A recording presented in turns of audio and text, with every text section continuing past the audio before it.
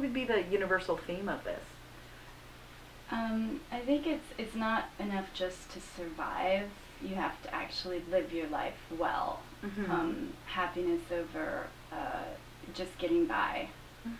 Now, that as a theme is okay, but one way to make it, deepen it and make it more specific is, could you pose that theme as a question? What if you had the choice between just getting by and being a low-level failure, or you could take a chance and be a huge failure? Right. What would you do? You know what I mean? So you want to take that theme, because I think it's okay kind of in a general sense, but be more specific by turning it on its head and asking as a question. The Indecent Proposal with Demi Moore and Robert Redford, right? I saw that, unfortunately.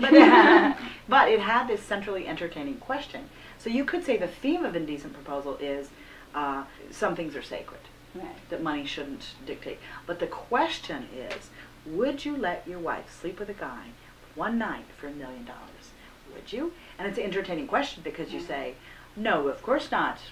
It's $1 million. I don't know. The answer is not immediately evident. So if you can take your theme and turn it into a question, would you do this or would you do that? But as long as that both sides have legitimate answers, because if you say, would you, stab somebody in the eye with a fork?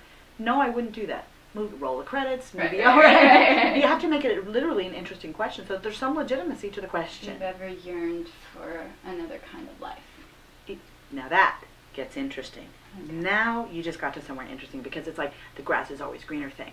The sliding doors. I could go that way or I could go that way. And I think we all can rewind the clock and say, oh, I should have gone that way or whatever. So that's why when you're grounding the script at the top of the script in terms of thinking about her flaw, think about what that turnstile was that she went through that left her, with this point. So when the guy dumps her instead of marrying her, she's got to have this feeling of, oh my gosh, I just went through the turnstile and I wound up in this choice.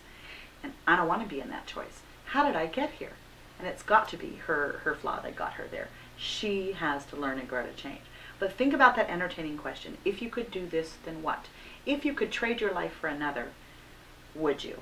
And you really have to argue both sides through every character on every page, because if you say, well, the theme of my script is that blood is thicker than water, you say, well, that's fantastic. Roll credits. Yes, it is. If that's just what you write, it's not interesting. But if you say, is blood thicker than water?